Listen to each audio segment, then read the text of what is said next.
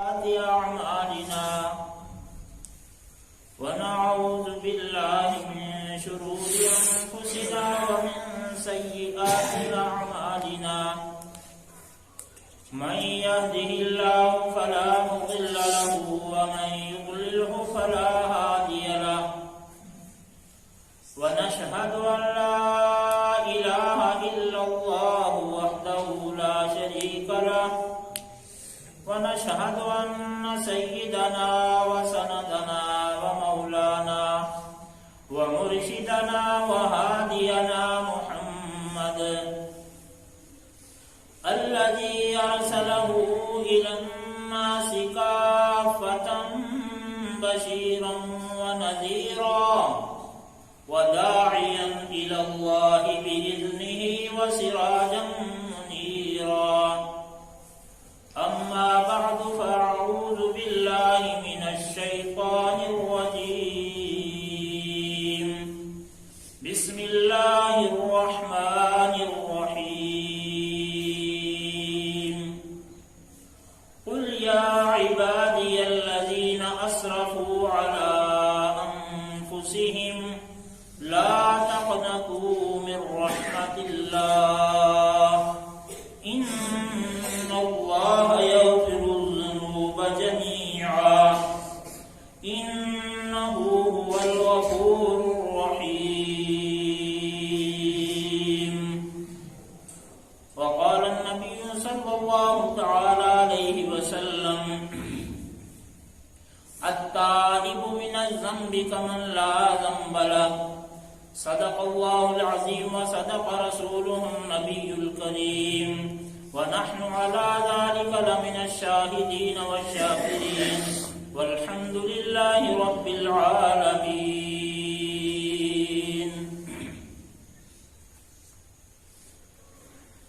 درود شریف پڑھیے سارے حضرات.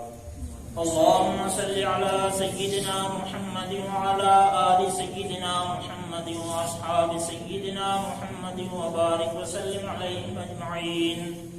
اللهم صل على سيدنا محمد وعلى آل سيدنا محمد وأصحاب سيدنا محمد وبارك وسلم عليهم أجمعين. اللهم صل على سيدنا محمد وعلى آل سيدنا محمد وأصحاب سيدنا محمد وبارك وسلم تسليما. محترم و مکرم بزرگان دین، عزیزان ملت، ادارہ حاضہ کے طلباء کرام، علماء کرام، اساتذہ اعظام،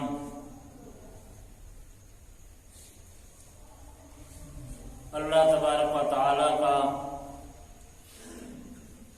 فضل و احسان ہے کہ اس نے نماز جمعہ کی ادائیگی سے قبل مجھے اور آپ کو تھوڑی دیر کے لیے دینی مذاکرہ کرنے کی توفیق عطا فرمائی. اللہ تبارک و تعالیٰ سے دعا کریں کہ اللہ تبارک و تعالیٰ صحیح سیدھی اور سچی بات کہنے کی، سننے کی اور مجھ سمیت ہم سب کو اس پہ اللہ تبارک و تعالیٰ عمل پیرا ہونے کی توفیق عطا فرمائے. اللہ تبارک و تعالیٰ نے نبی پاک صلی اللہ علیہ وسلم سے بھی فرمایا فَذَكِّرْ فَإِنَّ الذِّكْرَى تَنفَعُ الْمُؤْمِنِينَ کہ آپس میں مذاکرہ کرو، دینی مذاکرہ کرو، اس لیے کہ مذاکرہ کرنا مومنین کو فائدہ دیتا ہے. اس سے پتہ چلا کہ پیارے آقا صلی اللہ علیہ وسلم کا بھی یہ معمول رہا اور آپ کے بعد آپ کے صحابہ کا، تابعین کا، تبع تابعین کا دینی امور کے لحاظ سے کوئی بھی دینی معاملہ ہو، آپس میں مشاورت، آپس میں مذاکرہ، یہ انسان کے ایمان کی بڑھوتری کا سبب ہے اور ایمانی زندگی پہ عملی طور پر آدمی کیسے آ جائے اس میں یہ چیز نافع ہے۔ اس لیے یہ جو ہمارا معمول ہے کسی محفل میں، مسجد میں، کہیں جہاں دینی مذاکرے ہوتے ہیں، وہاں ہمیں اپنے گھروں میں بھی اس کا اہتمام کرنا چاہیے۔ بیوی بچوں کے ساتھ بیٹھ کر، رشتہ داروں کے ساتھ بیٹھ کر جہاں اور ہماری دوسری گپ شپ ہوتی ہے، تو وہاں ہم زیادہ سے زیادہ اپنے اوقات کو دینی مذاکرے کے لیے فارغ کریں۔ گھر سے لے کر بازار تک، بازاروں سے لے کر اپنے محافل تک، اپنی محفلوں تک، جہاں جتنا جس سے ہو سکے اس کا اہتمام کرنا چاہیے۔ میں نے آپ حضرات کے سامنے خطبے کے بعد قرآن مقدس کی جس آیت مبارکہ کا سہارا لیا، قرآن پاک کے 24ویں پارے کا تیسرا رکوع ہے۔ اللہ تبارک و تعالی نے یہ آیت مقدسہ مجھ جیسے گناہگاروں کے لیے اور ہم سب مومنین جو پیارے آقا صلی اللہ علیہ وسلم پر ایمان لاتے ہیں، ایمان رکھتے ہیں، اور ایمان پہ جماؤ کے لیے، ٹھہراؤ کے لیے، ایک گناہگار آدمی کے لیے سب سے امید افزا آیت ہے۔ یہ میں نہیں کہہ رہا، یہ حضرت عبداللہ بن عمر رضی اللہ تعالیٰ عنہ ان کا قول ہے کہ گناہگار آدمی کے لیے سب سے زیادہ ہمت افزا اور حوصلہ افزا یہ آیت ہے۔ جو اس آیت کو پڑھ کر سمجھے گا اور عمل کرے گا، عملی دنیا میں وہ آگے آئے گا، تو انشاءاللہ اللہ کی رحمت سے امید ہے کہ ماضی کے تمام گناہ اللہ تبارک و تعالیٰ اس بندے کے، اس بندی کے معاف فرما دیں گے۔ حتیٰ کہ اللہ تبارک و تعالیٰ نے فرمایا ان اللہ لا یغفر ان یشرک بہ ویغفر ما دون ذلک لمن یشاء۔ اللہ تبارک و تعالیٰ مشرک کو کبھی معاف نہیں کریں گے، اس کے علاوہ جس کا چھوٹا موٹا جو گناہ ہوگا اللہ تبارک و تعالیٰ چاہیں گے تو معاف کر دیں گے۔ وہ مشرک بھی اگر شرک سے صحیح توبہ کر کے اللہ کے دربار گڑگڑائے گا، روئے گا، موت سے پہلے اگر اس کو توبہ کی، سچی پکی توبہ کی توفیق ہوگی، تو اس کے لیے بھی یہ آیت جو خطبے میں نے آپ کے سامنے پڑھی، یہ حوصلہ افزا ہے۔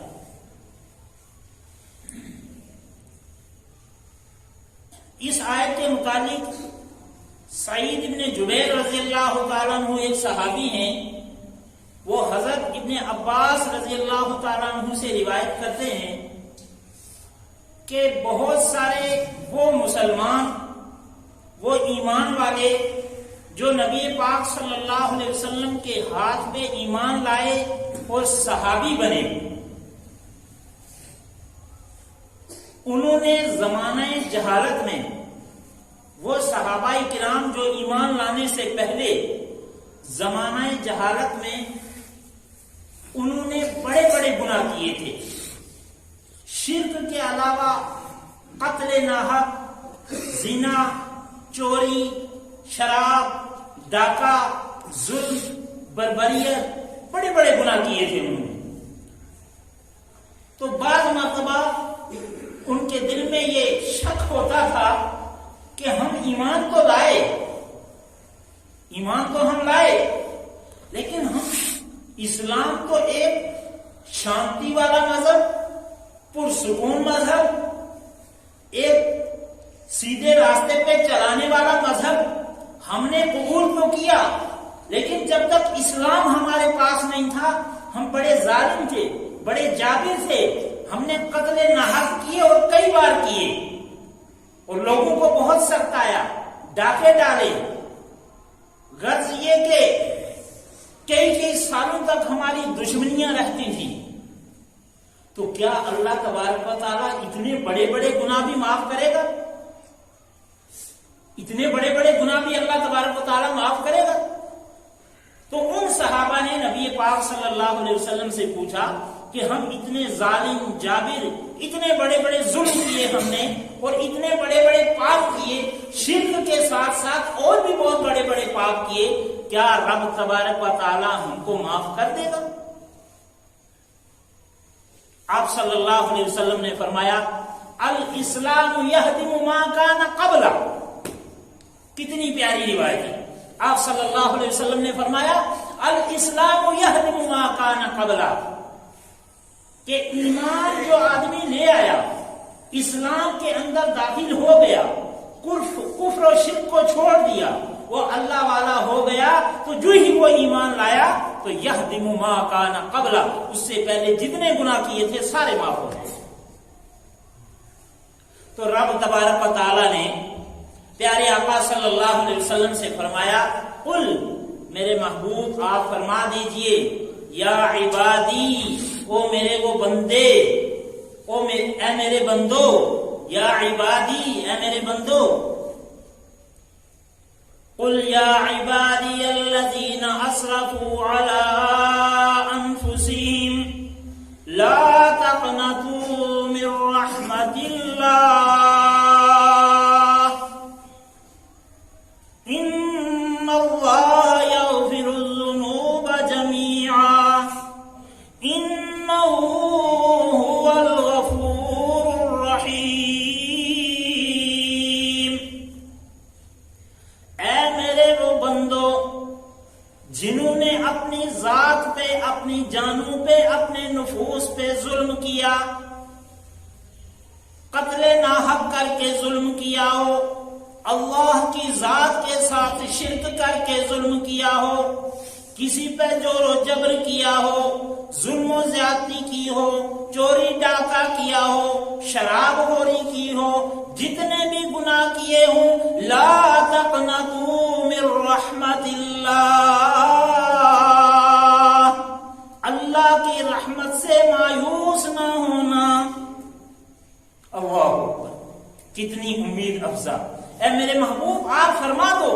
جتنے بھی لوگوں نے اسلام لانے سے پہلے جتنے بھی اپنی ذات پہ ظلم کیے ہیں، لا تقنطوا من رحمت اللہ، اور اللہ کی رحمت سے آپ مایوس مت۔ کیوں؟ انہ هو الغفور الرحیم، بے شک وہ بہت بڑا معاف کرنے والا ہے، وہ غفور الرحیم ہے، وہ ارحم الراحمین ہے، وہ معاف کرنے والا ہے، بہت بڑا معاف کرنے والا ہے۔ ایک حدیث میں آتا ہے کہ ابن آدم اگر اتنے گناہ کرے کہ یہ زمین و آسمان کے درمیان کا جو خلا ہے یہ پر ہو جائے، اور اس کے گناہ اتنے ہو جائیں کہ عنان السماء، آسمان کی بلندیوں تک بھی اگر ایک انسان کے گناہ پہنچ جائیں، اور وہ انسان اللہ کے دربار میں آئے، اے اللہ میں سچی پکی توبہ کرتا ہوں، تیرے سامنے گڑ گڑاتا ہوں، روتا ہوں، تو مجھے معاف کر دے۔ آج مجھے شعور ہوا کہ مجھے شیطان نے بہکا دیا، میرے نفس نے مجھے بہکایا، میرے نفس کی شرارتوں نے مجھے باغی بنایا، آج میں اپنی بغاوت سے توبہ کر کے تیرے دربار پہ اپنی پیشانی جھکاتا ہوں، میرے اللہ تو مجھے معاف کر دے۔ اس کے ایک بول پہ رب کی رحمت جوش میں آئے گی، اور وہ اللہ تبارک و تعالیٰ اس کو معاف کر دے۔ ایک روایت میں آتا ہے گناہگاروں کے لیے، ایک بندہ گناہگار چاہے وہ کتنا بھی پاپی ہو، ایمان والا جب سچائی کے ساتھ اللہ کی رضا کے لیے، اللہ تبارک و تعالیٰ کو راضی کرنے کے لیے اس دھرتی پہ ایک مرتبہ پڑھتا ہے لا الہ الا اللہ محمد رسول اللہ صلی اللہ علیہ وسلم، تو روایت میں آتا ہے کہ اللہ کے عرش کے سامنے ایک نور کا ستون ہے، وہ حرکت کرنے لگتا ہے، تو رب تبارک و تعالیٰ جاننے کے باوجود پوچھتے ہیں کہ تو حرکت میں کیوں آیا؟ تو وہ نور کا سکون رب کے دربار میں عرض کرتا ہے، اے بار الہ، تیری زمین پر تیرے بندے نے تجھے راضی کرنے کے لیے تیری توحید کو پکارا اور تیری رسول کی رسالت کا اقرار کیا اور صرف تجھے راضی کرنے کے لیے یہ کلمہ توحید پڑھا ہے، فلہذا اے میرے اللہ، میری یہ آرزو ہے، میری یہ عرض ہے تیرے دربار میں کہ تو اس بندے کو معاف کر دے۔ تو رب تبارک و تعالیٰ فرشتوں سے کہتے ہیں، اے میرے فرشتوں، تم گواہ رہو، میں نے اس بندے کی معافی کا اعلان کر دیا، میں نے اس بندے کو معاف کر دیا۔ تو اس سے پتا چلا کہ انسان کتنا بھی پاپی ہو، گناہگار ہو، سیاکار ہو، شرابی ہو، نعوذ باللہ، خدا نہ خواستہ اس سے اور کوئی بڑے بڑے اس نے ظلم کیے ہوں، تو وہ جب رب کے دربار میں جھکے گا، توبہ کرے گا، تو رب تبارک و تعالیٰ اس کی توبہ قبول بھی کریں گے، اس کو معاف بھی کریں گے اور اس کو راہ ہدایت نصیب کریں گے۔ لا تقنطوا من رحمت اللہ، ان اللہ یغفر الذنوب جميعا، اللہ تبارک و تعالیٰ تمام کے تمام گناہ معاف کرے گا۔ نبی پاک صلی اللہ علیہ وسلم نے فرمایا، التائب من الذنب کمن لا ذنب لہ، گناہوں سے توبہ کرنے والا ایسا ہے گویا کہ اس نے گناہ کیے ہی نہیں۔ آپ صلی اللہ علیہ وسلم کی حدیث ہے،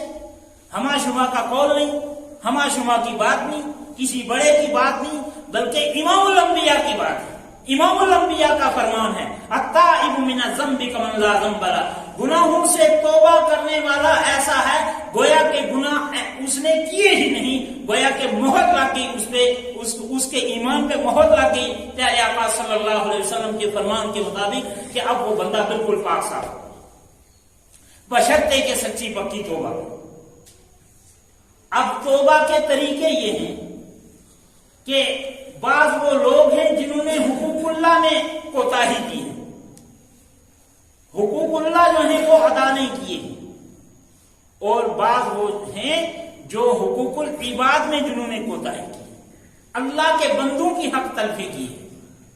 اللہ کے بندوں کی حق تلفی کرنے کا طریقہ کار یہ ہے کہ ہم زندگی میں جب ہمیں احساس ہو، جب کوئی ایسی بات ہو تو ہم جلد سے جلد رجوع کر کے ان سے معافی مانگیں، اللہ کے بندوں سے معافی مانگیں۔ جب اللہ کا بندہ معاف کر دے گا، اس کے بعد جتنے حقوق اللہ میں کوتاہی، اور حقوق اللہ میں کوتاہی سب سے بڑی کوتاہی شرک ہے، ان اللہ لا یغفر ان یشرک بہ، جس نے اللہ کے ساتھ شرک کیا اس کو اللہ معاف نہیں کرے گا، اس کے علاوہ اللہ جس کو چاہے گا معاف کر دے گا۔ تو رب تبارک و تعالیٰ کے حق میں سب سے بڑی کوتاہی ہے اللہ کے ساتھ شرک کر۔ تو یہ بندہ جب اللہ سے شرک کا تائب ہو گیا، شرک کی توبہ کر لی، اللہ کی توحید کا اقرار کر لیا، رسول کی رسالت کا اقرار کیا، اور جو طریقہ میرے اور آپ کے آقا انعامدار محمد عربی صلی اللہ علیہ وسلم نے اللہ کی ذات تک پہنچنے کا بتایا ہے، وہ طریقہ کار اس بندے نے اختیار کیا، تو ضرور یقین بالیقین کہ رب تبارک و تعالیٰ اس کو معاف کر دے۔ اور دوسرا یہ ہے کہ بندہ شرک تو نہیں کرتا ہے، گناہ تو نہیں کرتا ہے، یعنی شرک جیسا گناہ تو نہیں کرتا ہے، لیکن بعض مرتبہ کوتاہی کر کے، سستی کر کے نماز چھوڑ دی، جی فرائض زکوٰۃ اس پہ فرض تھی، زکوٰۃ نہیں ادا کی، ماں باپ کی خدمت کرنی تھی تو نعوذ باللہ کہیں ایسا ہوا کہ ماں باپ کے ساتھ گستاخی ہو گئی، وہ تو حقوق العباد میں آتا ہے، ان سے معافی مانگنی ہے، لیکن رب تبارک و تعالیٰ نے فرمایا وَقَضَىٰ رَبُّكَ أَلَّا تَعْبُدُوا إِلَّا إِيَّاهُ وَبِالْوَالِدَيْنِ إِحْسَانًا، میری عبادت، رب تبارک و تعالیٰ فرماتا ہے میری عبادت اور والدین کے ساتھ حسن سلوک۔ بہرحال والدین کا احترام وہ ایک الگ چیپٹر ہے، ایک الگ موضوع ہے، تو میں آپ کے سامنے یہ عرض کر رہا تھا کہ اللہ کے ساتھ شرک تو نہیں کرتا ہے، لیکن کوتاہی کر کے، سستی کر کے کہیں نماز چھوڑ دی، فرائض میں غفلت کر دی، تو ان فرائض سے تائب ہو کر جو فریضے ہیں ہماری حیات میں، ان کو آئندہ کے لیے اہتمام کرنا، ان کی ادائیگی کا، اور جو ماضی میں ہو چکا ان کو ادا کرنے کی فکر کرنا، جو قضا ہو گیا ہے اس کو بھی ادا کرنے کی فکر کرنا، اور آنے والی زندگی میں اپنے آپ کو اس راستے پہ ڈالنا کہ جو راستہ اللہ تبارک و تعالیٰ نے بتایا ہے۔ اور اللہ تبارک و تعالیٰ نے جو راستہ ہمیں بتایا وہ کیا ہے؟ وہ ہے کہ نبی پاک صلی اللہ علیہ وسلم کا اسوہ حسنہ ہم کو اپنانا، آپ صلی اللہ علیہ وسلم کو آئیڈیل بنانا، آپ صلی اللہ علیہ وسلم کو نمونہ بنانا کہ آپ صلی اللہ علیہ وسلم کی زندگی کیسی تھی، آپ کی راتیں کیسی تھی، آپ کا دن کیسا تھا، آپ میدان کازار میں ہوتے تھے تو کیسے حقوق اللہ اور حقوق العباد کو ادا کرنے کا اہتمام کرتے تھے، گھر میں ہوتے تھے تو کیسے رہتے تھے، پڑوسیوں کے ساتھ کیسے رہتے تھے، شہر میں کیسے رہتے تھے، دیہاتیوں کے ساتھ کیا سلوک تھا، گاؤں والوں کے ساتھ کیا سلوک تھا، یہ پوری آپ صلی اللہ علیہ وسلم کی جتنی زندگی مبارکہ ہے اس کو جب آدمی اپنائے گا تو وہ اللہ والا ہو جائے گا۔ اور جب انسان اللہ والا ہو جاتا ہے، من کان للہ کان اللہ لہ، جو اللہ کا ہو گیا اللہ اس کا ہو گیا۔ لیکن ایک بات یاد رکھنا،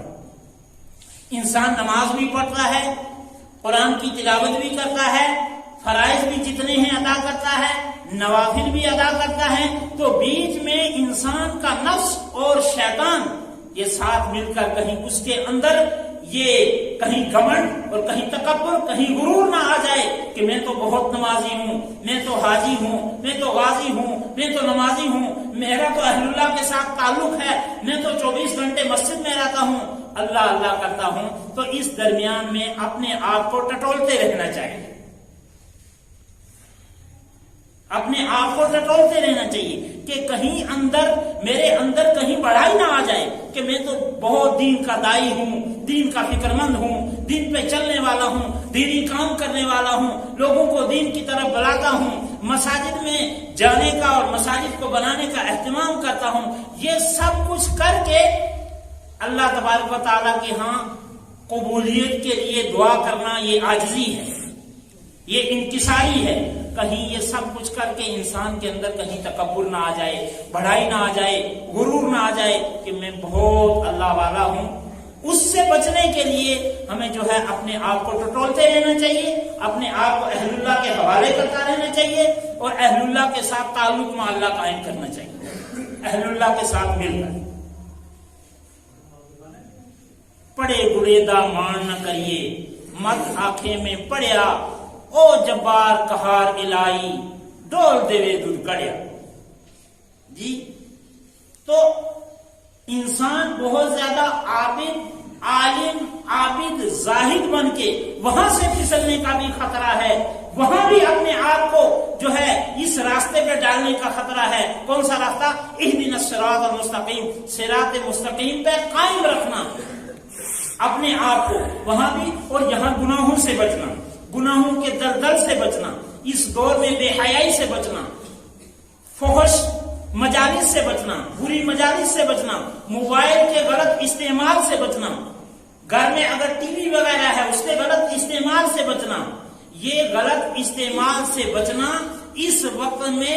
بہت ہی مشکل ہے۔ جو اس وقت میں بچ گیا تو وہ اللہ تبارک و تعالیٰ کے اس فرمان کے مطابق آ گیا، اے میرے وہ بندے جنہوں نے اپنی ذاتوں پہ ظلم کیا ہے، اپنے آپ پہ ظلم کیا ہے، جھوٹ بول کے، غیبت کر کے، چغلی کر کے، ظلم کر کے، حقوق اللہ میں کوتاہی کر کے، حقوق العباد میں کوتاہی کر کے کسی قسم کا بھی گناہ کیا ہو، لا تقنطوا من رحمت اللہ، تو اللہ کی رحمت سے آپ مایوس نہ ہو۔ اللہ تبارک تعالیٰ بہت بڑا غفور الرحیم ہے، لیکن یہ مطلب نہیں ہے میں گھر میں سویا رہوں، پاؤں پسار کے سویا رہوں اور بیٹھا رہوں، کوئی مجھے کہے کہ بھائیو چلو آذان ہو گئی نماز پڑھنے کے لیے۔ ہاں، نماز کا مطلب تجھے نہیں پتا، مجھے پتا ہے، وہ بہت بڑا ہے، معاف کرنے والا ہے، معاف کر دے گا۔ اس نے کہا ہے میں معاف کروں گا، مجھ سے معافی مانگو، یہ نہیں کہا کہ تم گھر میں پڑے رہو بیٹھے رہو تو وہ معاف کر دے گا۔ ہے اگر ایسا ہوتا، امام الانبیاء خاتم الرسول حضرت محمد عربی صلی اللہ علیہ وسلم جو امام الانبیاء ہیں، امام الرسول ہیں، خاتم الانبیاء ہیں، آپ صلی اللہ علیہ وسلم کے بعد کوئی نبی نہیں ہے، تو آپ صلی اللہ علیہ وسلم دین کی خاطر اتنی تکالیف کیوں کر برداشت کرتے؟ مکہ میں نماز پڑھ رہے ہیں تو آپ کی گردن مبارک پہ ظالم اوجھ ڈالتے ہیں. آپ صلی اللہ علیہ وسلم طائف میں جاتے ہیں دین کے دائی بن کر, وہاں ظالم کتنے پتھراؤ کرتے ہیں کہ پیارے آقا صلی اللہ علیہ وسلم لو لہان ہو جاتے ہیں. اور مکہ میں 10 سال تک ظلم و بربریت برداشت کرتے کرتے کرتے کرتے رب تبارک و تعالیٰ کا حکم ہوتا ہے کہ اب آپ ہجرت فرما دیں. میرے دوستو, اللہ کی رحمت کا یہ مطلب نہیں ہے ہم نماز بھی چھوڑ دیں, ہم روزے بھی چھوڑ دیں, ہم زکات بھی چھوڑ دیں, ہم اللہ کے جتنے احکام ہیں ان کو چھوڑ دیں اور یہ کہیں کہ اللہ بہت معاف کرنے والا ہے. اور دوسری صورت یہ ہے مسلمان نماز بھی پڑھے جھوٹ بھی بولے اور کہے اللہ معاف کرنے والا ہے. مسلمان نماز بھی پڑھے غیبت بھی کرے, مسلمان مساجد بھی آئے ظلم بھی کرے, مسلمان مساجد بھی آئے ایک دوسرے کے حق تلف بھی کرے, ماں باپ سے لے کر پڑوسیوں تک, پڑوسیوں سے لے کر محلے تک, محلے سے لے کر گاؤں تک, گاؤں سے لے کر علاقے تک, علاقے سے لے کر شہروں تک. بھائیو, اللہ تبارک و تعالیٰ کے معاف اس کا ایک اصول ہے اور ایک اس کی رحمت ہے. اس کا اصول ہے, اصول وہ ہے جو قرآن و سنت کے ذریعے ہمیں ملا ہے, ایک ضابطہ ہے, ایک اصول ہے کہ شریعت پہ چلنا ہم پہ لازم ہے. نماز فرض ہے تو فرض ہے, اس کو چھوڑنے والا, نماز کو چھوڑنے والا, آپ صلی اللہ علیہ وسلم نے فرمایا کہ مسلمان اور غیر مسلم کے درمیان اگر فرق کرنے والی چیز ہے تو وہ نماز ہے. اور ایک حدیث میں آپ صلی اللہ علیہ وسلم نے فرمایا کہ نماز دین کا ستون ہے. من اقامہا اقام الدین, الصلاۃ عماد الدین. نماز دین کا ستون ہے. من اقامہا اقام الدین, جس نے نماز قائم کی اس نے دین کو قائم کیا. من ہدمہا ہدم الدین, جس نے نماز کو ترک کیا اس نے پورے دین کو سمجھے چھوڑ. مسلمان نماز چھوڑے اور کہے کہ اللہ تبارک تعالیٰ بہت زیادہ معاف کرنے والا. بے شک رب تبارک تعالیٰ بہت بڑا معاف کرنے والا ہے. میں نے اسی لیے خطبے میں اس آیت مبارکہ کا سہارا لیا تھا. اس کا بہت سارے حضرات غلط مفہوم سمجھ کر, ایک صاحب تھے تو کسی نماز کا وقت تھا, کہیں سے گزر رہے تھے, ابھی بھی وہ باحیات ہیں, نام لینا مناسب نہیں ہے, تو ان کو کہا کہ بھائی نماز کا وقت ہو گیا ہے, چلو جماعت کے ساتھ نماز پڑھیں, اور آپ چونکہ بڑے ہیں تو آپ اگر نماز پڑھیں گے پڑھائیں گے, ہم آپ کے پیچھے پڑھیں گے. تو انہوں نے کہا کہ آپ کو پتہ نہیں ہے قرآن مقدس میں اللہ تبارک و تعالیٰ نے فرمایا الا ان اولیاء اللہ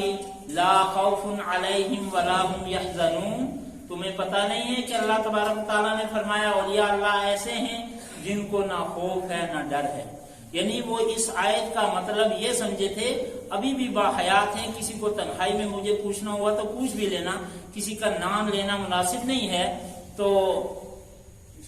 جو پوچھنے والے تھے وہ بھی باحیات ہیں, جن کو پوچھا گیا وہ بھی باحیات ہیں. تو انہوں نے فرمایا کہ الا ان اولیاء اللہ لا خوف علیہم ولا هم يحزنون, کہ اللہ کے ولیوں کا نہ کوئی خوف ہے نہ کوئی ڈر ہے. یعنی وہ اس آیت کا یہ مطلب سمجھتے تھے کہ اللہ کا ولی آدمی نماز پڑھنے کے بغیر بھی بن سکتا ہے, کہ نماز پڑھے یا نہ پڑھے. لیکن آگے جو آیت میں ہے الذین آمنوا وکانوا یتقون, یہ آیت نہ ان کو کسی نے سمجھائی, نہ وہ خود پڑھے اور نہ کہ جو ایمان لائے اور اللہ سے ڈرے وہ ہے اللہ کے ولی. جو ایمان لائے اور اللہ سے ڈرے وہ ہے اللہ کے ولی. تو ایسے آدمی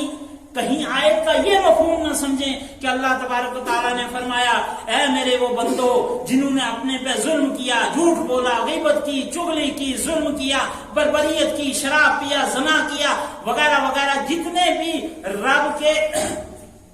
منکرین کے افعال اور جتنے بھی وہ فعل تھے وہ کیے, تو وہ کہیں یہ نہ سمجھیں کہ اللہ کی رحمت کا یہ مطلب ہے کہ اللہ تبارک تعالیٰ تمام کے تمام معاف کر دے گا. ایسے ہی نہیں. اللہ تبارک تعالیٰ نے فرمایا توبہ کرو تو میں معاف کروں گا, میرے دربار میں آؤ تو میں معاف کروں گا, میرے در پہ جھکو تو میں معاف کروں گا, مجھ سے معافی مانگو تو میں معاف کروں گا, اور ایسا معاف کروں گا ایسا معاف کروں گا دنیا آخرت میں چمکاؤں گا. میری رحمت سے بعید نہیں ہے کہ میں دنیا میں تم کو جو ہے اپنا دوست بنا لوں, اپنا ولی بنا لوں, اور آخرت میں بھی آپ کو پیارے آقا صلی اللہ علیہ وسلم کے سامنے رسوا ہے. اور میرے دوستو، قرآن ان آیات کا کہیں یہ مطلب سمجھ کر کہ اللہ معاف کرنے والا ہے نہ نماز پڑھیں، اللہ معاف کرنے والا ہے نہ روزے رکھیں، نہ زکوٰۃ دیں، نہ مساجد آئیں، نہ دین پہ چلنے کا اہتمام کریں، نہ بچوں کو اس راستے پہ ڈالیں، نہ اپنی فکر کریں، نہ گھر والوں کی فکر کریں، نہ امت کی فکر کریں، اور کہیں ایسا نہ سمجھیں ہم کہ اللہ معاف کرنے والا ہے۔ اللہ معاف کرنے والا ہے بشرطے کہ ہم دین پہ چلیں،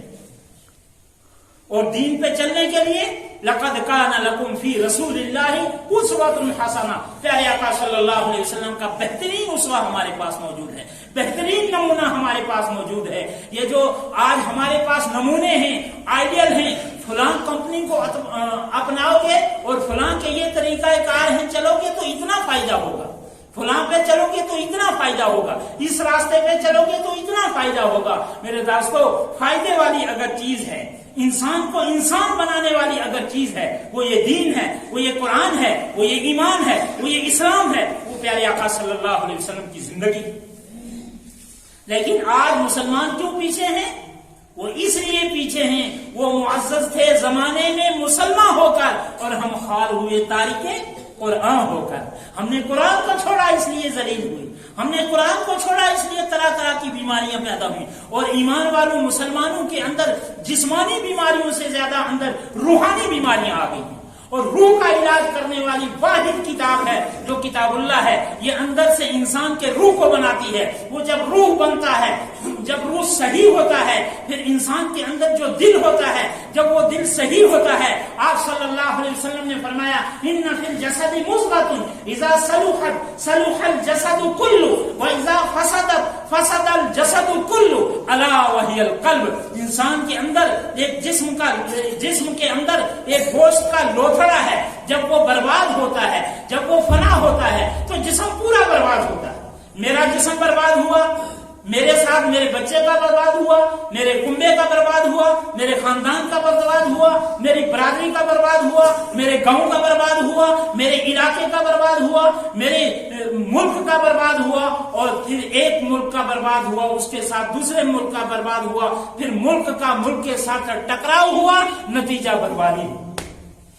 لیکن اذا صلحت، جب وہ گوشت کا لوتھڑا صحیح ہوتا ہے، صلح الجسد کلہ، تو انسان کے تمام کا تمام جسم صحیح سالم ہوتا ہے۔ میں صحیح اپنے رہنے کی اور اپنے صحیح ہونے کی فکر کروں گا، اپنے بیوی بچوں کی فکر کروں گا، اپنے بھائی کی فکر کروں گا، اپنی بہنوں کی فکر کروں گا، اپنی بچیوں کی فکر کروں گا، کنبے کی فکر کروں گا، خاندان کی فکر کروں گا، علاقے کی فکر کروں گا، پوری امت کی فکر کروں گا، ملکوں کی فکر کروں گا، پھر ہم سارے صلح الجسد کلہ، ایک جسم سے لے کر جتنے اجسام ہیں دنیا میں، وہ سارے کے سارے صحیح ہو جائیں گے۔ شرط یہ ہے کہ قرآن و حدیث میں چلے گا تو۔ خلاف پیغمبر کسیرا گزید ہرگز بمنزل نہ خواہد رسید۔ پیارے آقا صلی اللہ علیہ وسلم کے راستے کے علاوہ ہم راستہ چلیں اور یہ کہیں کہ اللہ تبارک تعالیٰ بہت معاف کرنے والا ہے، یہ معافی اتھینٹک نہیں ہے۔ اتھینٹک معافی یہ ہے التائب من الذنب کمن لا ذنب لہ، اس ایسے تائب کہ جنہوں نے سچی پکی توبہ کی، کمن لا ذنب لہ، ان کے گناہ ہیں۔ اس پہ پیارے آقا صلی اللہ علیہ وسلم کی ایسے آدمی پہ، ایسی عورت پہ، ایسے مرد پہ، ایسے بچے پہ، ایسے بوڑھے پہ، ایسے نوجوان پہ، ایسے طائب پہ آپ صلی اللہ علیہ وسلم کی مغفرت کی مہر لگ گئی، اور اللہ تبارک تعالیٰ نے خود فرما دیا کہ میں کہتا ہوں انہ هو الغفور الرحیم، وہ بہت معاف کرنے والا ہے۔ اس لیے میرے دوستوں، بھائیوں، بزرگوں، اپنے آپ کی فکر کریں، اپنے خاندان کی فکر کریں، اپنے علاقے کی فکر کریں، اور پوری امت کی فکر کریں۔ اپنے آپ کو زیادہ سے زیادہ، پہلے ہم عرض کیا کرتے تھے کہ کم سے کم 2 گھنٹے آپ بچے کو کسی مسجد میں، کسی مدرسے میں، کسی مکتب میں بھیجو۔ اب لاک ڈاؤن کا زمانہ ہے، ہم کہتے ہیں کہ زیادہ سے زیادہ اپنے بچوں کو، اپنی بچیوں کو اہل اللہ کے پاس بھیجو، قرآن پاک سیکھنے والوں، سکھانے والوں کے پاس بھیجو۔ وقت بہت فارغ ہے۔ اس لاک ڈاؤن میں ایسے کئی ایک واقعات ہیں کہ پچھلے جو 2 سالوں سے جو یہ وبائی بیماری چل رہی ہے، اس میں بچے جن گھروں کا ماحول اچھا تھا، اذا صلحت صلح الجسد کلہ، جن کے دل صحیح تھے تو ان کے گھر صحیح تھے، وہ بچے حافظ قرآن بنے، وہ بچے قاری قرآن پڑھے جن کے گھروں کا ماحول تھا۔ آپ بھی دیکھتے ہوں گے یوٹیوب پہ، فیس بک پہ آپ بھی دیکھتے ہوں گے۔ بہرحال گھروں کا ماحول درست کرنے کی زیادہ سے زیادہ فکر کریں، ورنہ گھر میں اگر 10 بندے بیٹھے ہیں، 10 اپنا اپنا موبائل لے کر بیٹھے ہیں، بچہ کچھ دیکھ رہا ہے، بچی کچھ دیکھ رہی ہے، ماں کچھ دیکھ رہی ہے، باپ کچھ دیکھ رہا ہے، آپس میں کوئی مذاکرہ ہو ہی نہیں رہا ہے۔ اگر دیکھنا ہی ہے موبائل تو ایک موبائل سامنے لگا دو، اس میں کوئی اچھی تبلیغ، اچھی تقریر، اچھی نعت، اچھی تلاوت لگا دو تاکہ آپ کے بچے تھوڑی دیر کے لیے اس کی طرف ان کا ذہن ہو، اور ایسے بھی اپنی اصلاح کر سکتے ہیں۔ اور دوسری گزارش یہ ہے کہ زیادہ سے زیادہ آج بچوں کو فارغ وقت مل رہا ہے، اس فارغ وقت میں بچوں کے بگڑنے کے زیادہ چانسز ہیں، اس لیے یہ پورے عالم میں جو یہ وبائی بیماری پھیلی ہے اس کے لیے بھی دعا کریں کہ اللہ تبارک و تعالی ہر قسم کی بیماریوں سے اور موجودہ بیماری سے پوری امت کی حفاظت کرے، اور ہماری جسمانی روحانی بیماریاں اللہ تبارک و تعالیٰ دور کرے، اور بچوں کا زیادہ سے زیادہ وقت دینی ماحول پڑھنے پڑھانے میں اور دین سیکھنے سکھانے میں ہم سب لگائیں، اپنے آپ کو بھی بچوں کو بھی۔ اللہ تبارک و تعالیٰ مجھے اور پھر ہم سب کو